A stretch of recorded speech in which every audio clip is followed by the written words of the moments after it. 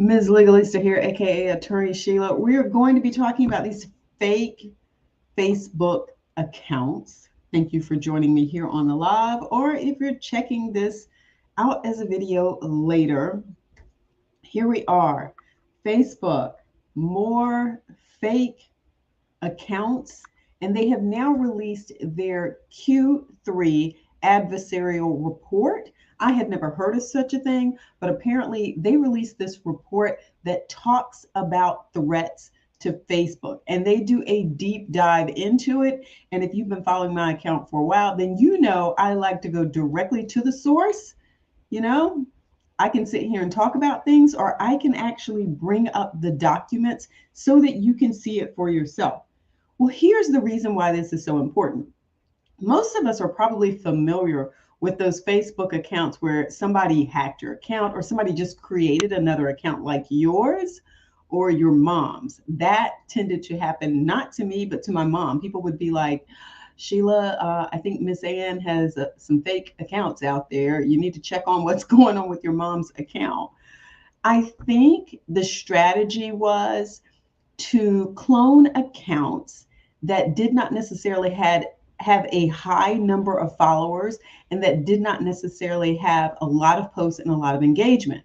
And that way you wouldn't really catch them because you aren't on Facebook like that all the time. Then again, I could be entirely wrong. If your account was ever cloned, let me know. Did you get it back? Did you have issues with having your Facebook account even hacked or taken? But now apparently they're doing things a bit differently. Let me give you an overview before we go into the paperwork, because media has been talking about this all day. So I had to go search for this document. Let me tell you, it was hard. It was hard. It was difficult, but I found it.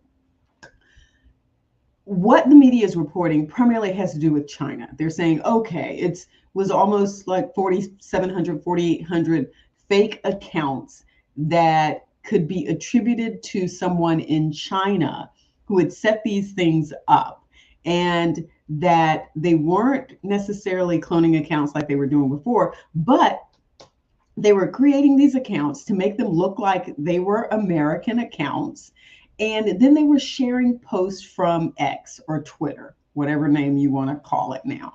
I like to say both because sometimes people are just like, what? They were resharing legitimate posts from Twitter so that they could further, I guess, increase or enhance this political division within the country going into the national election next year. At least that's what Facebook and a lot of these media reports are saying. So they're doing things a little differently. They're trying to look a little bit more normal. And one of the things that they talked about in some of these media reports is how what they would do is they would post comments, and now they would do things like maybe post something about pets or post something about fashion. Now, you got to be really committed to be sitting over in China and saying, the thing I'm going to do today is to set up something. And they didn't say whether it was the Chinese government or not, but this is what I'm being paid to do or told to do. And I'm going to put some fashion posts on this Facebook page where I'm sharing other posts from, I don't know, from Twitter. It sounds like a lot, but apparently this is what's going on. Fake pictures, fake names, fake locations, fake accounts that Facebook is taking down. Let me go ahead and jump into this Q3 adversarial threat report. I mean, it sounds like something from the FBI or the Department of Defense or the Pentagon or something, right? Adversarial threat report. I think I should have put that in the title here. All right, let's go through this thing. Let me actually click on it so that I can read this thing. It came out in November 2023. Today is November 30th, 2023. And let's see who they have putting together this third quarter. So they do this every quarter. So we can actually go back and look at the second quarter report, the first quarter report, and learn what kind of adversarial threats they were talking about then. So they've got their global threat intelligence lead, their head of security policy, their public affairs director of security, security policy manager, and their security engineer. Now, remember, I don't know if you remember when, and I cannot remember her name, the Frances Hogan, I think that was her name, who testified before Congress about how we like to think, oh, we're just posting things and there's an algorithm that's, sending us more things based on what we like or what we engage with. And she talked a whole lot about how they sort of double down on that and they don't just share with you things that you're interested in. They really have this algorithm that further elevates some of these conversations. So that's why there's been all this talk about Facebook needing to take more responsibility, or Meta, for what it's putting out there for its platform. And also, don't forget that you've got like 30 states, I think it is, over 30 states that are now suing Meta because of what they see as some sort of social media addiction, that children are, I guess, having problems with getting off of Facebook. So you've got all of these states that are now suing Meta too. So if you're Meta, you're thinking, I can't win at home and I can't win at abroad because I'm being attacked on from every way. But it's really up to you. You create this platform. There is a responsibility that's incumbent upon you to make sure that you're doing right by your product. All right, purpose of the report. Look at this. We've got a table of contents. Purpose of this report: summary of our findings, China-based network, Russia-based network, threat landscape ahead of 2024. Top sources of foreign CIB networks. I don't even know what CIB is, so I guess we're going to learn what that is. Information environment ahead of 2024. Gen AI challenges and opportunities. Look, I have seen this now. I have done the video. Let me just come back up here so that we can see me. I have done the video where we talked about the scams, where a woman received a call that had her daughter's voice to mimic her daughter. It was not her daughter. And it was this whole, I need you to do this. And it was in mom or grandma, I don't remember. But it was, I need you to do this and send money. It was really about getting money. And so this is a thing now. This is something we're going to have to worry about. Going into the next presidential election, there are going to be all kinds of posts out there. Are we going to be able to tell what's real? Who's real? Did they actually say that? How are you going to know unless you're actually hearing it from the primary source, the party that was there, that took the picture, the party that was there, that recorded what was said? How are you going to know now? This is going to be very difficult, I think, for everybody going into next year. All right, let's continue looking at this table of contents. It's interesting to me that, they even have a table of contents for this. And look at this. This is 27 pages. We've got an appendix of threat indicators. I've never seen this before. All right, purpose of this report. We're going to spend some time with this, which is why I have a drink. I probably should have another drink. Our public threat reporting began over 6 years ago.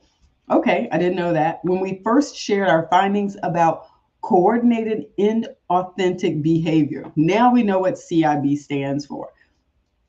I think I'm going to do one long video on this, and then we're going to come back and break this whole thing back up. I don't know. Maybe nobody will be interested. Maybe it'll just be me talking to myself. Coordinated inauthentic behavior. In other words, fake, fake. Yeah. And it started, this is what they're talking about, 6 years ago, by a Russian covert influence operation. Now, when I'm reading some of these words, and maybe you're getting this too, I feel like, I don't know, like I'm on a Mission Impossible show, right? With some of the terminology here, a Russian covert influence operation. Since then, we have expanded our ability to respond to a wider range of adversarial behaviors as global threats have continued to evolve. I keep telling you, these outside influences, just think of this as another scam. This is just a scam on the American people, okay, in a political way, but it's just another scam. And what have I said before about scams? Those people don't take vacations, they don't take holidays, they don't take weekends off. They work 24/7, not 9 to 5, okay? Since then, we have expanded our ability, and these global threats have continued to evolve. To provide a more comprehensive view of the risks we tackle, we've also expanded our regular threat reports to include other threats and our detailed insights all in one place as part of our quarterly reporting. Okay, so they've expanded this. In addition, we're also publishing threat indicators to contribute to the security community's efforts to detect and counter malicious activity elsewhere on the internet. And they've got an appendix, and maybe at some point in time we'll get there. Let's scroll down. We're still just in the intro here.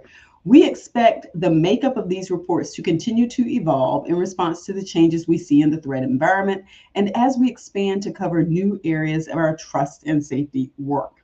This report is not meant to reflect the entirety of our security enforcements, but to share notable trends and investigations to help inform our community's understanding of the evolving threats we see.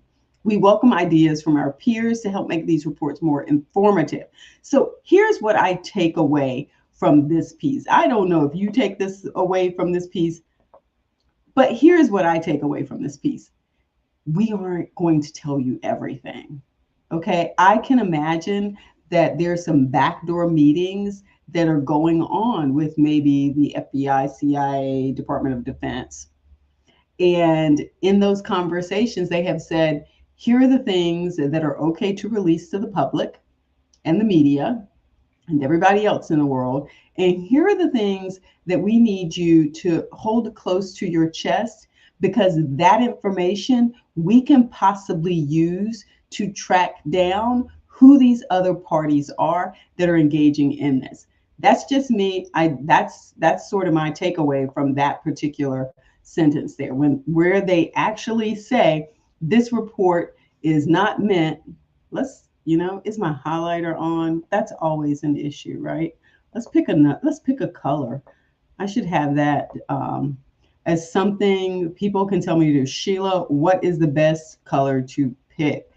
This report is not meant to reflect the entirety of our security enforcements. I'm telling you, I do not think that they are sharing everything with us. And I think for security reasons, that's probably a good thing, because with the extent of monitoring that's going on, they probably don't want some of this information out there. I'm telling you, I think the FBI, CIA, Department of Defense, all of them get these reports before we ever get them. Like, this report was just made public. I think they already knew about it. All right, but here we get to see the notable trends that they're talking about. All right, let's go down here to CIB, because remember I said, the fact that they even have this language in here. What is coordinated inauthentic behavior? Because I want to know. It was in the table of contents, and I mentioned it earlier, but I don't know what it is. We view CIB as coordinated efforts to manipulate public debate for a strategic goal in which fake accounts are central to the operation. In each case, people coordinate with one another and use fake accounts to mislead others about who they are and what they are doing. When we investigate and remove these operations, we focus on behavior rather than content, no matter who's behind them, what they post, or whether they're foreign or domestic. In other words, and I think this is one of the things people have complained about. They're mad because they aren't focusing on behavior. You've heard a lot of conversation about, why aren't you taking the lies down? When this information is disinformation and it's misleading, why aren't you going after it? And what they're saying here is we focus on behavior. And I'm not sure what that really means, other than the fact that people are engaging in bad behavior that violates Facebook's terms. And maybe, again, some of these conversations coming from some of these government entities about behaviors that they should be looking at.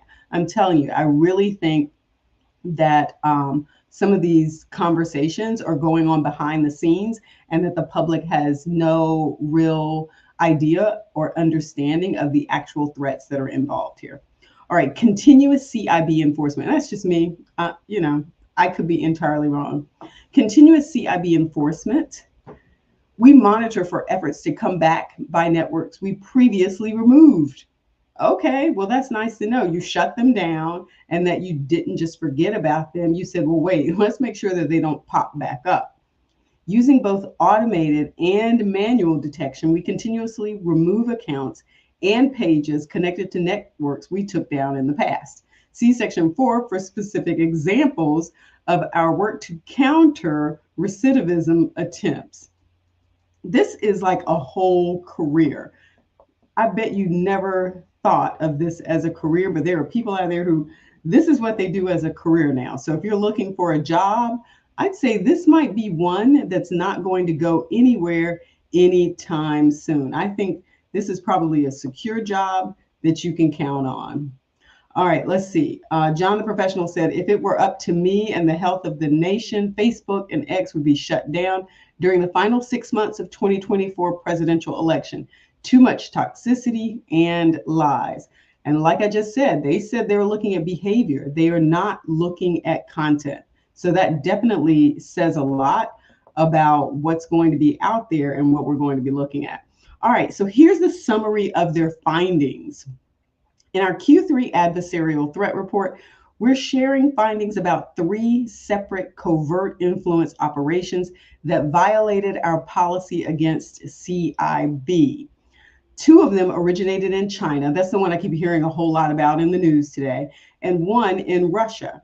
We are also including our insights into the global threat landscape ahead of next year with its many elections around the world. This section covers the latest research in deceptive activities originating in Russia, Iran, and China, the most prolific geographic sources of foreign influence operations to date. Those are the 3 places.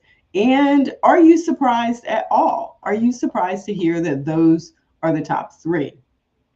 I don't think I am. In addition to trends we see in the information environment, including challenges posed by generative artificial influence that we're working to tackle alongside governments, researchers, and our industry peers. I'm telling you, this AI thing ahead of next year is going to be tough. It is going to be tough. New CIB networks disrupted in Q3 of 2023. All right, let's see what they're talking about with these 2 China removals and the 1 Russian one. All right, number 1, we removed 13 accounts and 7 groups in China that targeted primarily India and the Tibet region, and to a lesser extent, the United States. This small network operated fictitious personas on Facebook and X, formerly Twitter, posing as journalists, lawyers, and human rights activists. And think about that. Whether or not you like any of these individuals, journalists do a lot of reporting, and you tend to respond to that and then share what just got reported from some journalists. And so now we find out that there are these fake journalist accounts, fake attorney accounts, and fake human rights activist accounts. We found this activity as part of our internal investigation into suspected coordinated inauthentic behavior in the region. Next up, here's the one that's really being reported today. This one about China here with all of these accounts. We removed 4,789 Facebook accounts in China that targeted the United States and posed as Americans across different platforms to post about U.S. politics and U.S.-China relations. So, of course, China's going to step in, try to manipulate the conversation by engaging, sharing what it wants to share. We removed this network before it was able to gain engagement from authentic communities on our apps. We found this activity as part of our internal investigation into suspected coordinated inauthentic behavior in the region. And let me point something out for a second too, because this really means that for all of us who have Facebook accounts, Facebook is looking at our stuff as much as it's looking at all these other things that are going on too. So I think sometimes we forget about the fact that we've given up that when we signed the terms and conditions that said, oh yeah, I agree to Facebook monitoring my activity and looking at my activity on their platform. Russia, we removed 6 Facebook accounts, 1 page, and 3 Instagram accounts in Russia that targeted global English speaking audiences. The network posted primarily in English about Russia's invasion of Ukraine and ran fictitious media brands. See, we're back to journalism again. A number of Russian embassies and diplomatic missions promoted these branded Telegram accounts on Facebook, X, formerly Twitter, and YouTube. After we removed this network, it appears to have shifted. Look, see, by the time that, what did I say? You hit them over here and they pop up over here. It appears to have shifted its activity to other apps entirely, including creating another media brand in recent weeks. We found this activity as a result of our internal investigation into suspected coordinated inauthentic behavior in the region. So look at that. So here, Facebook is trying to take it down. They take it down, and within weeks, they have now popped up with another media brand and now pushing more of this journalistic content out there. This is like whack-a-mole. This is what it is. It's that ever-ready bunny rabbit, but not in a good way. All right, so let's down deeper into this first China account. It says we removed 13 accounts, 7 groups for violating our policy against coordinated inauthentic behavior. This network originated in China and targeted primarily India and the Tibet region, and to a lesser extent, the United States. Okay, so we saw that. So let's hear a little bit more about this. And I see some names here I might not be able to pronounce. The people behind this network operated 2 distinct clusters of fictitious personas on Facebook. So not just people, just clusters of personas. Like, how many is that? Each targeting a particular region, Tibet and the Pradesh region of India. They posed as journalists, lawyers, and human rights activists. Some of these personas use the same name and profile picture on Facebook and X, which makes sense because people go back and forth and check these things out now. I do that. I see somebody on LinkedIn. The next thing you know, they've got a link to their YouTube and I'm over there. Literally, that happened this morning. Likely in an attempt to appear more authentic. Exactly, because people chat. Different personas commented on and shared each other's posts. This is that coordinated part of the coordinated and authentic network. We removed this network before it was able to get engagement from authentic communities on our apps. The network posted mainly in English and to a lesser extent in Hindi and Chinese about regional news, culture, sports, and travel in Tibet and the Pradesh region. Notably, the Tibet-focused accounts posed as pro-independence activists who accused exiled Tibetan leader, the Dalai Lama, and his followers of corruption. And you see there. And some of these things I don't mention because YouTube will like have a fit. And then you had these Pradesh-focused accounts that posted positive commentary about the Indian Army, Indian athletes, and Indian scientific achievements, accused the government of corruption. And then you have a handful of accounts posed as Americans and shared links to articles from mainstream U.S. media like HuffPost, Breitbart, the Wall Street Journal, and Fox News. So again, one of the things that they were saying, how this differed before, usually in the past you had fake accounts. For my mom, you know, they clone her account or something. This time they're actually going in and picking up real news articles and then sharing those. So the idea is to lift what it is that they want to see out in the news and share those out into the world. We found this activity as part of our internal investigation into suspected coordinated inauthentic behavior. All right, so here's what they had on Facebook. Followers, 1,400 accounts joined one of these groups. Then here back to the biggest one in China, this 4,789 Facebook accounts. It says the individuals behind this activity used basic fake accounts with profile pictures and names copied from elsewhere on the internet to post and befriend people from around the world. You know, for the longest time, there is this, uh, this party that keeps emailing me to try to hire me to do work with this party. And, I can tell, you can tell when it's fake, when it's not real. The email doesn't read quite right. The grammar isn't quite right. The pay and where they are, things just don't match up. And they kept cloning this real company, and it was very easy and to figure it out. And so I reached out to the company. I was like, hey, do you know these people are sending things out in your company's name? And they're like, yes, we know. We have not been able to get rid of them. We don't know why they picked us, but, and so the company knew because other people had told them also. So the last time the fake company contacted me, I was just like, I know you're fake, right? Well, they haven't contacted me in a while, but we'll see. They keep popping back up. It's like they here. They're going to keep trying until they get through. But in any case, okay, back to this article here. Only a small portion of such friends were based in the United States. They posed as Americans to post the same content across different platforms. Some of these accounts use the same name and profile picture on Facebook and X, formerly Twitter. We removed this network before it was able to gain engagement from authentic communities in our apps. Okay, this is the same thing they said about the first one. All right, so this is where it sounds like things get different here. The people behind this activity posted in English about US politics and US China relations. I mean, so this really gives you some idea of who's probably running this show, right? It's not like somebody in, I don't know, in Brazil is really going to sit back and say, the thing I want to do is create fake accounts on Facebook and Twitter. And then the thing I want to talk about the most is US politics and US China relations, because I'm down here in Brazil, but this is the thing I want to do. So more than likely, it makes sense that if you're focusing on that, you're probably somebody who's really interested in that, meaning you probably live in China.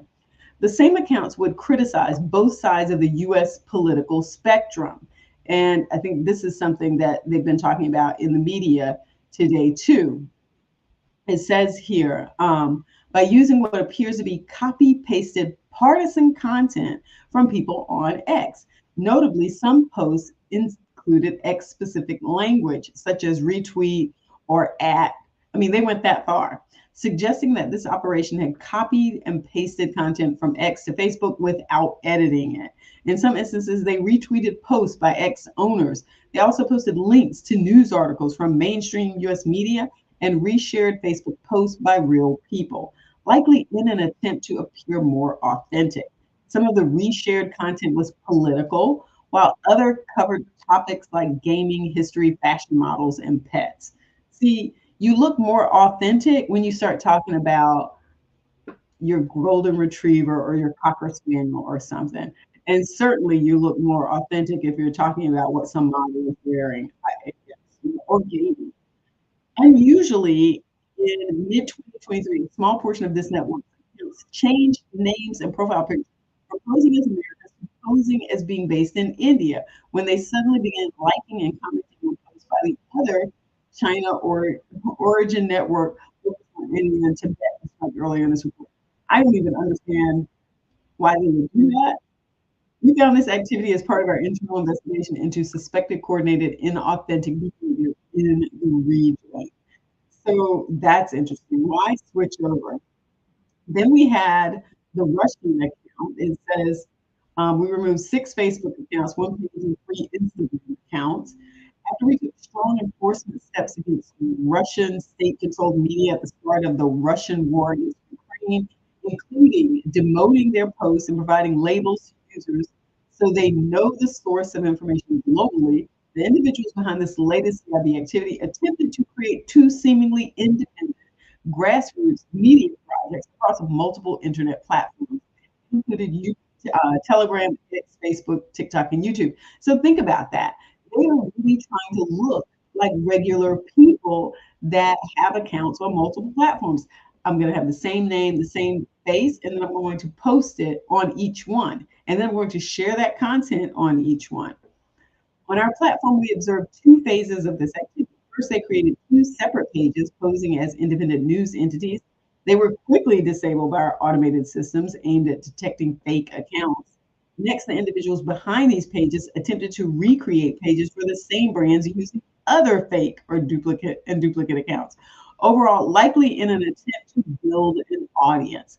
The network made heavy use of generic hashtags such as news and world, with up to a dozen per post. We took down this latest cluster of activity before it was able to gain engagement from authentic communities. The network posted primarily in English about Russia's invasion of Ukraine, accusing Ukraine of war crimes and Western countries of Russophobia. These media brands also posted critical comments about transgender rights and human rights in Western countries, especially in the US, and criticized US President Joe Biden and French President Emmanuel Macron.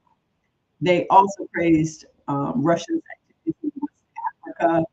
Some of that I don't have to get into, but we see there and we see what was taken down. They had about 1,000 accounts followed one or more of these pages, which, it doesn't take a lot to start building these up. Okay, so the threat landscape ahead of 2024. It says, as we close out our threat reporting this year, we've collated some of our key insights as we go into the 2024 with its many elections around the world, including the United States. This section includes the latest research into deceptive activities originating in Russia, Iran, and China, and the most prolific geographic sources of foreign interference campaigns to date, and trends we anticipate in the information environment next year, including the challenges posed by generative artificial intelligence. And I said that before. China is now the third most common geographic source of foreign CIB campaigns we've disrupted under our CIB policy after Russia and Iran. But we're not really surprised about that. It says Russia remains the most prolific geographic source of CIB networks in the world, yet for nearly 2 years now, since this full-scale invasion of Ukraine in February 2024, Russia-based covert influence operations have focused primarily on the war and attempts to undermine international support for Ukraine. So that's what they're focusing now, and less on us. But we have these elections coming up. That could change next year. Because in their mind, they could use influence on that to then help behind the person that they want to win in hopes that that will change who's being supported in the Russian-Ukraine war. This applies to both CIB networks we took down on our apps, and their activity elsewhere on the internet continues to this day.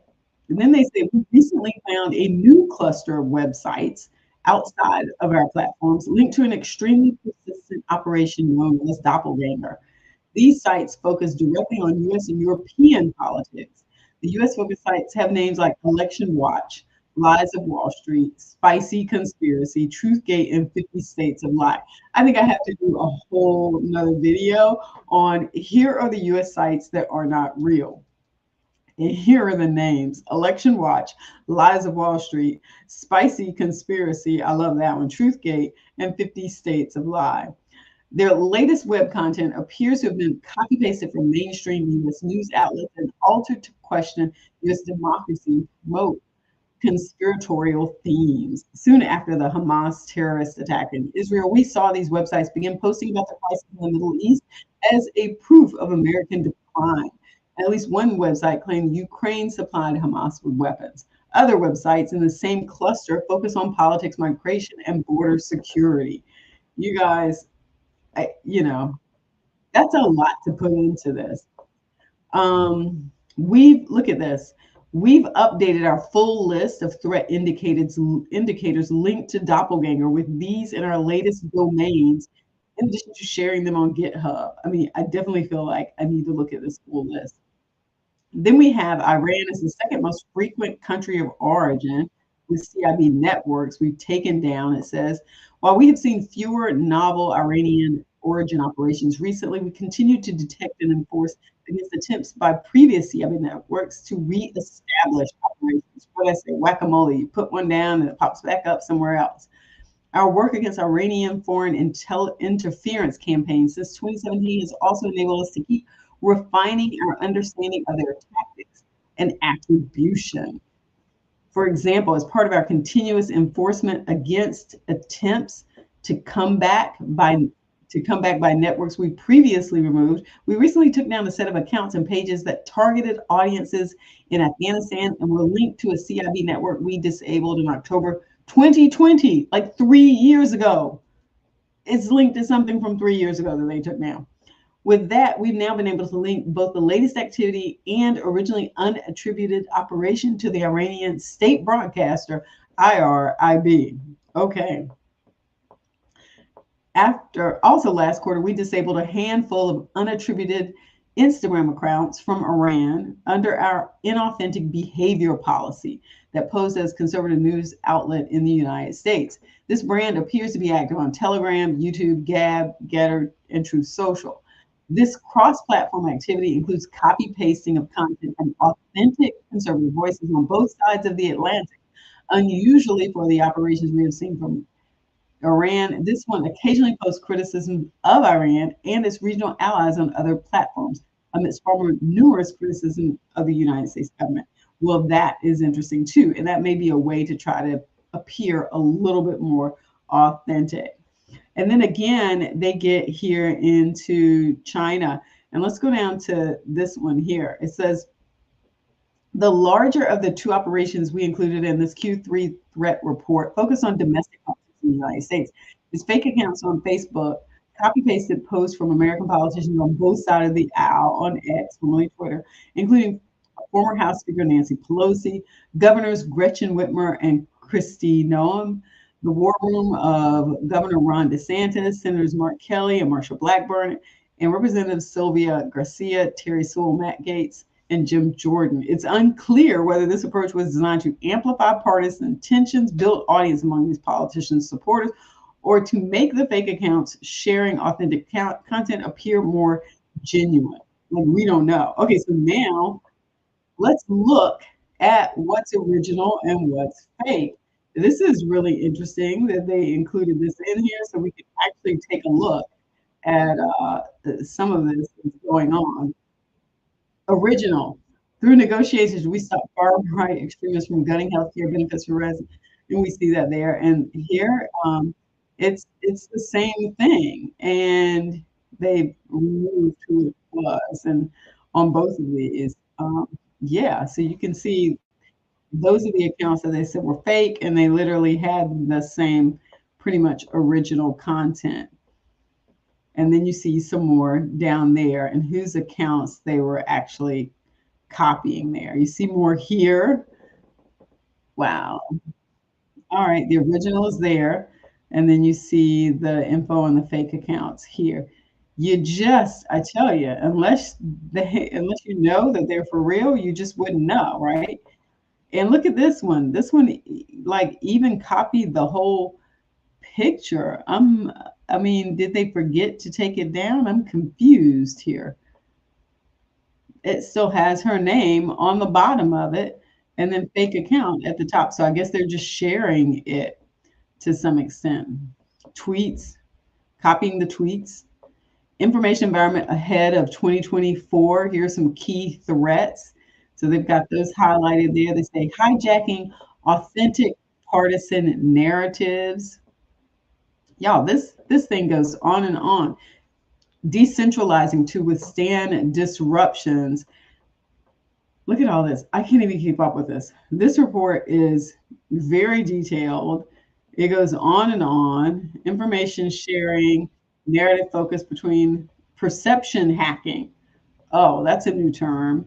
We expect IO actors to engage in what we call perception hacking. That is, rather than running actual on-platform campaigns or compromising election systems, they attempt to garner influence by fostering the perception that they are everywhere, playing on people's fears of widespread deception itself. Yeah. Wow. Okay. So there's a whole lot here to read. Like I said, they've come out with this long report. There's a lot here. I can't even read it all. Generative AI in the spotlight. Images in 2019, a network we took down in Vietnam and the U.S. became the first known CIB operation to make use of profile pictures created using techniques like generative adversarial networks. In 2022, more than 2/3 of all CIB networks worldwide featured accounts that had GAN generated profile pictures. And then they talk about deepfake video, they talk about audio. I'm telling you that unless you are sharing something from somebody you really know, um, you're not going to be able to trust content the way you used to be able to trust content. You actually need to go back and make sure some of these people are actually real people. And there's just a lot of information. Speed of content creation. Yeah, they can turn it around. It sounds like people are just sitting there waiting for some of this content.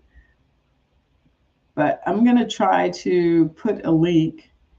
Look here, here's the information on some of these. I'm going to put a link in the description so that you can take a look at this report yourself for those of you interested in it.